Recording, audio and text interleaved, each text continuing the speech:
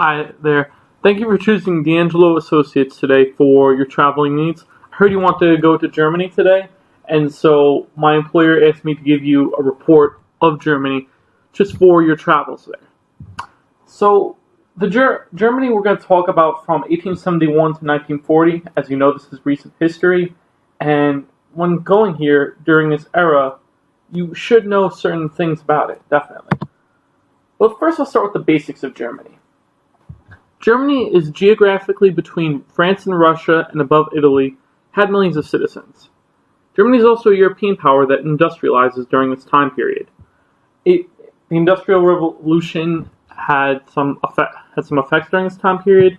Also, though, it led to various different cultural effects, and you're going to see a lot here how modern culture often clashes with modern technology during this time period. Germany had just been formed in 1871. Bismarck had used the weakening of Austria along with some mistakes made by France to unite Germany. That's the basic backdrop of what's going on here. Bismarck had led Prussia to create German unification, and now in the 1870s onward, he was just trying to keep this unification going and maintain as much power in Germany as possible, not only for himself, but for national unity as a whole. That's very important. And that's important for you as a traveler, too, because it's good to know where the rulers' mindsets are at and where previous rulers' mindsets were at. You need to know your government if you want to live or even enjoy a place you're going to.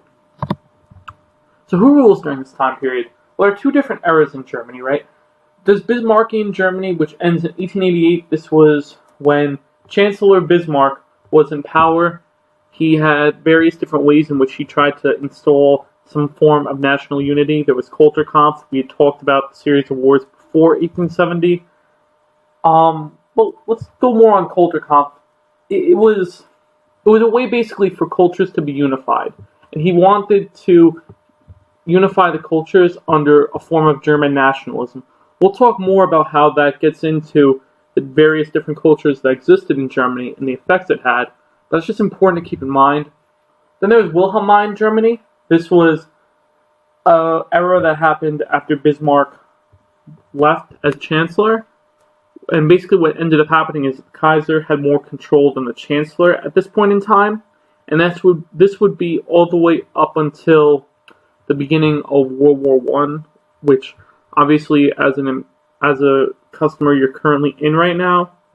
And that's why you wanted this information. I heard you want this information to understand how Germany was during the 1870s to 1914s. And it's important to remember that a lot of what led up to World War I is due in part to Wilhelmine Germany. Obviously, there are other factors involved. Just an important thing to keep in mind. So, German government, though. Germany was a federation with 25 states being represented by the Bundesrat. Members were appointed, not elected. Now, what does that mean? There was this almost, you could consider it like a Congress where each member represented a certain state. The members were appointed by government, not elected. That means people weren't democratically electing them. They were appointed by officials in the government. They also had a Kaiser in Germany. He was in charge of executive decisions, and basically they were decisions for the right government, which comprised all 25 states. And Kaiser decided when to appoint or dismiss the chancellor and was commander-in-chief. Important thing to note is that during Bismarck's age, he had more control, more power as chancellor. After Bismarck, though, the Kaiser gained that control after dismissing Bismarck. Reichstag decided legislation and military budget was elected. They were also elected. Reichstag was another form of legal Congress, and we'll get more into them. They basically, exactly as it says, it decided legislation and military budget, but they were elected by the people. So there are many pressing political problems during this time. Obviously, in order to understand this era, you want to understand each problem individually in its own way. There's migration and colonial diaspora. Diaspora. Um, when discussing colonial diaspora and migration, it's important to understand that this was a debate between, first, if it was good that many Germans were migrating out of the nation. It was also a debate over not only what's considered German, but where should these Germans then be? If it's good for them to migrate, then where should they migrate to? And what colonies in Germany that the German government supported should be supported the most, basically. That's an important way to put it. Kulturkampf was another issue. This was obviously by Bismarck, like I said before. And with Kulturkampf, it was this basic idea of just German unification and trying to get rid of cultural divisions that had occurred through sometimes violent, sometimes not the best form of means. There's also anti-Semitism and national identity, how basically this kind of goes with Kulturkampf in a way, where anti-Semitism was a major problem and very common, and national identity and the anxiety that comes with national identity, was very well displayed using anti-Semitism. Women's rights, meaning gender roles and suffrage, were also issues being discussed. In 1908, women were finally allowed to join political parties. Besides that, workers' rights and poverty was also an issue that was starting to be discussed more. For a while, this wasn't something that was discussed in Germany. Well, one, because Germany didn't really exist, but also because just the very idea of there being unions to support workers and the idea of workers having their own rights wasn't really thought of as much. The issues of poverty, obviously they've always been talked about, but they're becoming more and more of a political issue during this time period. They're being brought up more in the mainstream than they were in the past. The Social Democratic Party is an important party to cover during this time period because if you want to understand this time period, it's important to understand the major parties involved. They were made up of Protestants and middle class along with working class voters. Many non-farm voters who weren't farmers were part of the Social Democratic Party. They were able to gain various different types of voters from many different backgrounds, and more people became eligible to vote, more people then became part of the Social Democratic Party. This was true for all parties, but this was especially true for the Social Democratic Party. A major thing was their ability to grab multiple different voters from multiple different backgrounds and apply them to their political situation. That was a very big strength of the Social Democratic Party and a reason why they were popular for a while. Definitely, they had a big role in German politics during this time period from 1870 to 1914. National parties were also a very big thing. National parties were separate from the government but had to support government policies and thus got support back from the government.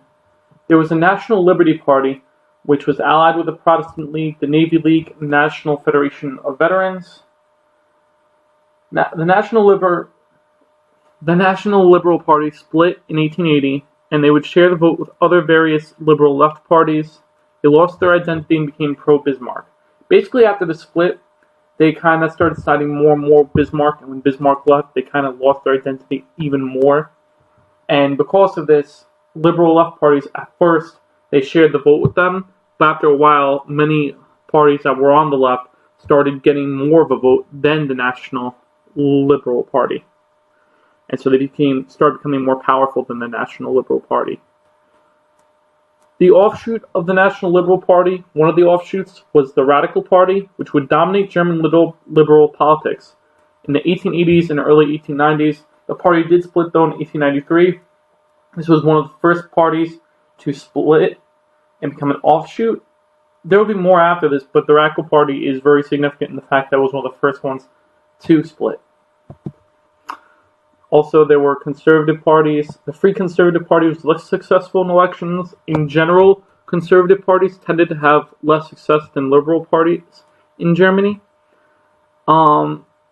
but they were still an important party. They were a party for farmers. The Agrarian League was a major ally of them, and farmers did tend to vote conservative during this time period. We could get more into that with union politics later on. Nationalism in Germany. So, when you're going into Germany, when you're going during this time period, it is important to understand how nationalism plays a big role. And the reason it's important to understand is because if you don't understand why the people are nationalistic, then you won't be able to fit in as well in the culture. So, as a travel agency, we want to do our best to make sure that you can fit in and that you can respect these people's cultures, the majority cultures of these peoples. National identity is just beginning in 1870 for Germany, for obvious reasons.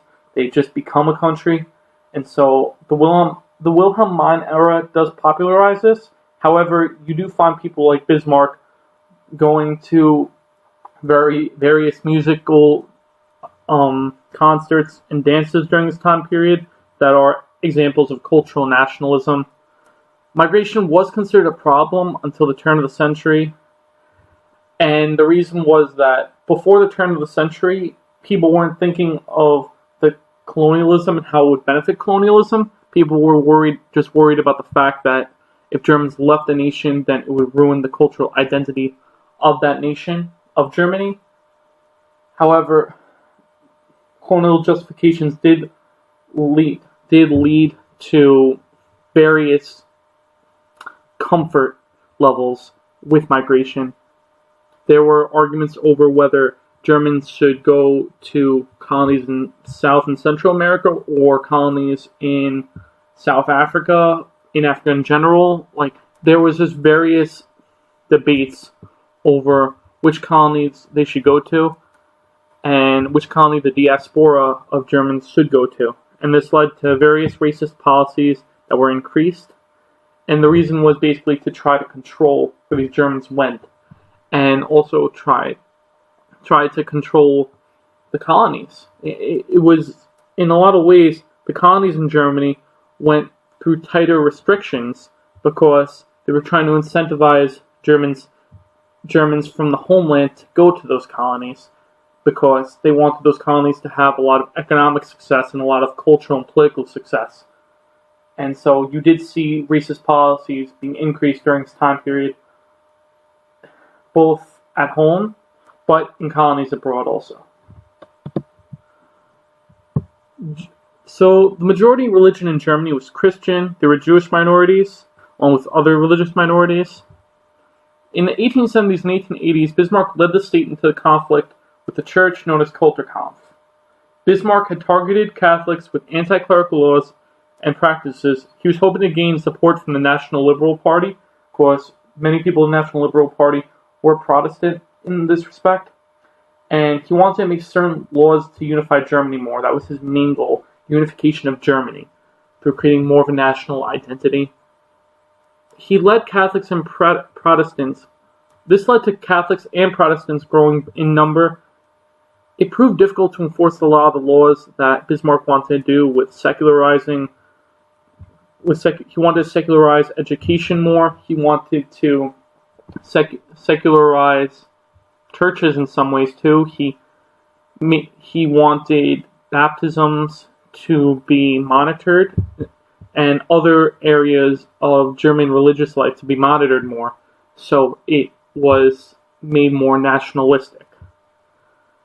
And this also led to the Center Party creation, which was a party that supported Catholics during this time period. And it's just important to remember that many priests were jailed during this time period, and this made them into martyrs, which, on top of the difficulty of enforcing these laws, just led to more problems for Bismarck's Kulturkampf. The Center Party would eventually have a rift on who should and shouldn't be part of their party. They were a dominant party, though, due to Kulturkampf. So for a while, they were very dominant, but eventually there would be a rift in their party due to the idea of some people believing only Catholics should be part of the Center Party, and some people believing that no, it's okay to accept other groups of people. German Union was formed for Catholics wishing to overcome the confessional divide in whether only Catholics should be part of the Center Party or not. and basically Germany was being more open, allowing people other than Catholics who were Christian still to join a political party to support their causes. Yeah, it's an important thing to note. Anti-Semitism in Germany is also important to note. It's good to know the majority religion at the time because you're able to fit in with majority of people. But if you know the minority religion during this time period, it could help you basically learn more about social justice and learn more about why certain things happened and have developed in Germany in World War I, especially things related to minorities and how they're treated. As a travel agency, we just want to make you as culturally aware as possible, and we want you to understand the social justice elements of the nation because we view it as important for you. We view it important for you to understand varying cultures, not just the majority culture. Modern German anti-Semitism did begin in the 1870s, although anti-Semitism in general had existed. The way it is in modern times began in the 1870s. Jewish people were seen as the cause for the economic crash of 1873, and this led to this form of fiscal anti-Semitism, where Jews were seen as responsible for the economic troubles of Germany, and that's still something that's seen to this day, unfortunately. And it's just important to remember that basically this economic crash was the reason why many Jewish people weren't allowed in certain financial careers, or it was harder for them to get into financial careers, because now they were sort of stigmatized and seen as bad, and just whenever people correlated Jewish people and finances, it was a negative correlation due to this economic crash, unfortunately. Differing views on how to install anti-Semitism occurred because of this. Some people want to completely take civil rights from Jewish people. Others saw the civil rights of Jewish people as something inherent that was going to stay, and thus they wanted to just lower the Jewish people's quality of life in other ways and just be more subtle about it.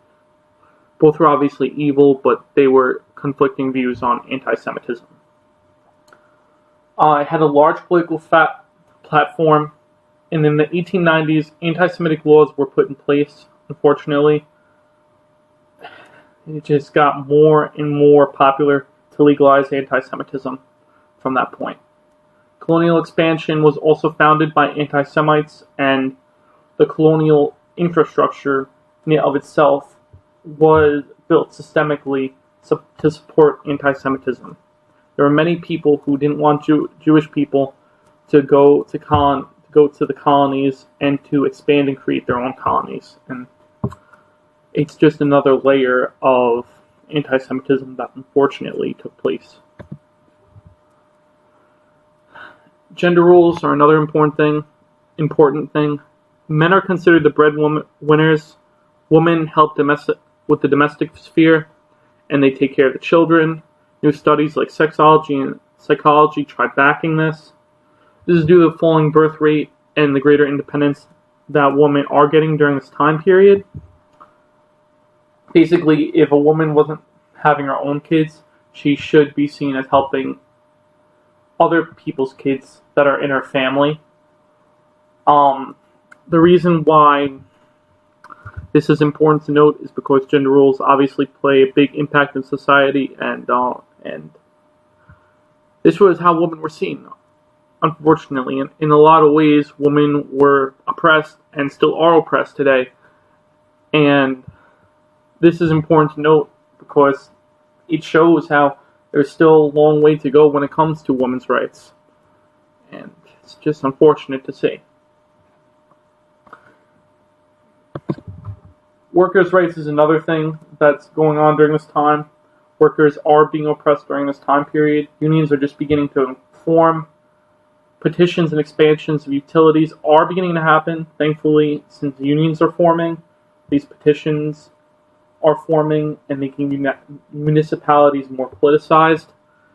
It goes called for more issues to be discussed. And while this is new in the time period, that leads to various crackdowns by employers and government because unions provide as a threat to the status quo. Workers want to be treated more fairly and like humans, but unfortunately, the unions are only so powerful, and when governments and employers crack down, it became harder and harder to support workers. Different unions came from different parties, and despite the fact that unions were eventually marginalized, and it did eventually become harder and harder for unions to support workers, workers' rights was finally a political topic that was discussed in the mainstream in Germany. And if you want to be a worker in Germany, this is obviously important because it shows that there's still a long way to go, and while there's an expansion of certain utilities, it's still far, far away from anything substantial. Yet it is a political topic in Germany.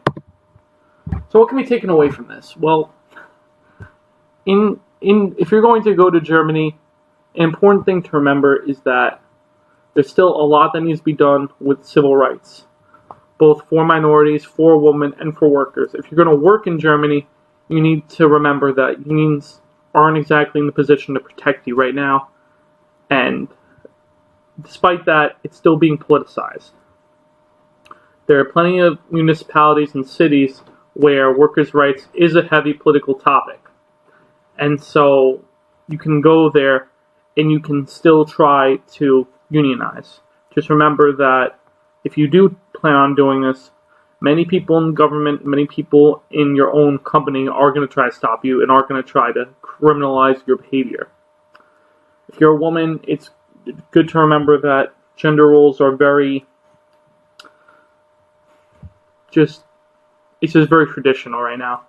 It's very much focused on the domestic sphere, and if you're not for that way of thinking, then you will be marginalized, and there are possibilities of you getting hurt, unfortunately. There is still plenty of things going on in this time period, though. There's still plenty of protests for suffrage, and there's still much going on to expand women's rights. However, currently, they are limited. It's just important to remember that. If you're Jewish during this time period, again, you're going to be marginalized also. Unfortunately, there are still various anti-Semitic biases that are systemic in the government. These are my sources I got for each piece, and thank you for listening to my report from the D'Angelo Associates Travel Agency. I hope you have a nice day. And I hope you stay safe during this time period, because it is a very difficult time period. Have a nice day.